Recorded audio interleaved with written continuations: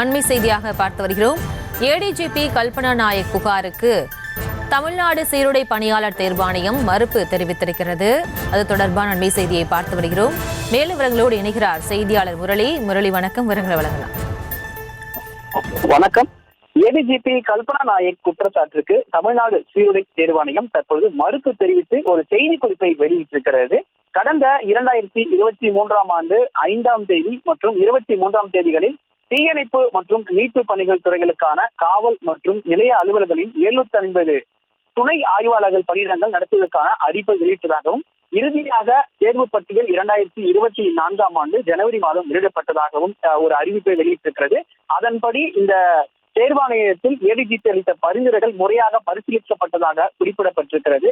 அது மட்டுமில்லாமல் உயர்நீதிமன்றத்தில் ஒப்புக்கொண்டது போலவே ரிட் மனு விசாரணையின் போது வகுப்புவாத பட்டியல் தவறாக புரிந்து கொள்ளப்பட்டு உச்ச நீதிமன்றத்தின் தீர்ப்பின்படி திருத்தங்களை செய்ய சமர்ப்பித்ததாகவும் தெரிவிக்கப்பட்டிருக்கிறது. ஏற்கனவே கல்பனா நாயக் கொடுத்த புகாரின் அடிப்படையில் டிஜிபி அலுவலகத்திலிருந்து ஒரு விளக்கம் கொடுக்கப்பட்டிருக்கிறது. அதாவது அவருடைய அறையில் எந்த விதமான தீ பற்றுவதற்கு எந்த விதமான முகாந்திரமும் இல்லை எனவும், அது மட்டுமில்லாமல் எரிபொருள் பயன்படுத்தக்கூடிய பொருட்கள் எதுவும் பயன்படுத்தப்படவில்லை என விசாரணையின் போது தெரிவிக்கப்பட்ட சூழ்நிலையில் தற்பொழுது தேர்வாணையம் ஒரு விளக்கத்தை கொடுத்திருக்கிறது. இந்த விவகாரம் தொடர்பாக தொடர் விசாரணை நடத்தப்பட்டு வருவதாகவும் காவல்துறை தரப்பிலும் தகவல்கள் தெரிவிக்கப்பட்டிருக்கிறது. விவரங்களுக்கு நன்றி முரளி.